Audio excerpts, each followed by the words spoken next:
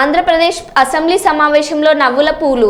YCP ప్రభుత్వ హయాంలో కేసులు ఉన్నవారు నిల్చోవాలని ముఖ్యమంత్రి చంద్రబాబు నాయుడు అనడంతో అసెంబ్లీలో దాదాపు 80% ఎమ్మెల్యేలు నిల్చున్న దృశ్యం.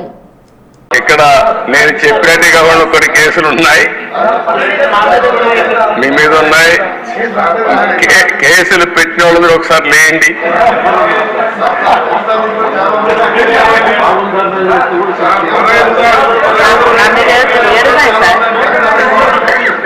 చూసారా దేశ 7 కేసులు ఉన్నాయి.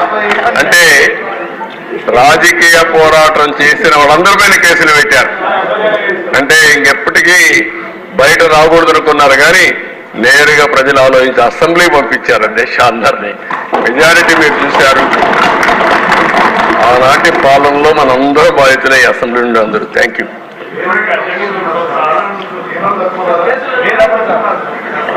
నెక్స్ట్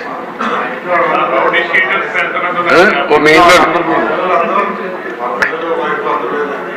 నారాయణ గారు చెప్పినట్టు ఇది నేను చెప్పింది వాళ్ళ పేర్లే ఎక్కువ టైం అవుతుంది చెప్పలేకపోయాను, కానీ ఇంట్లో ఉంటే మన పెళ్ళిళ్ళు పిలిచేవాళ్ళం కుటుంబ సమేతంగా.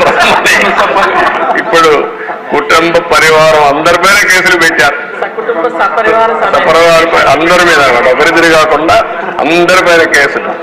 అంటే ఏ విధంగా హెరాస్ చేశారు. ఈ రాష్ట్రంలో ఎవ్వరు వ్యాపారాలు చేయడానికి వీలు లేదు, ఎవరు బయట రావడానికి వీలు లేదు, ఎవరు మాట్లాడడానికి వీలు లేదు.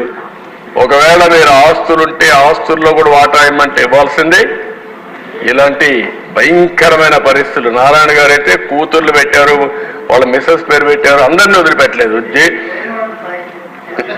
లేని వాళ్ళు చాలా మంది తక్కువ ఉన్నారు. ఇక్కడ 20 కేసులు ఉన్నాయి. అల్లుణ్ణి, కూతుర్ని, భార్యని అందరినీ సిబిసిఐడి తీసుకొచ్చి ఎక్కడికక్కడ ఎంక్వైరీ మీద ఎంక్వైరీ ఎన్ని చేయాలని చేసే పరిస్థితికి వచ్చారు. ఇప్పుడే ఒక చంద్రమోహన్ రెడ్డి గారు చెప్తున్నారు, కేసులు లేని వాళ్ళు పుణ్యాత్ములు, వాళ్ళకు బోనస్ అది ఎవరున్నారు పైకి లేవని ఒకసారి చూపించడానికి. కేసులు లేని వాళ్ళు అదృష్టవంతుల వాళ్ళు. చూసారా దేశ కేసులు లేని వాళ్ళు వీళ్ళు మాత్రం మెజారిటీ బాధితులు. Okay, thank you.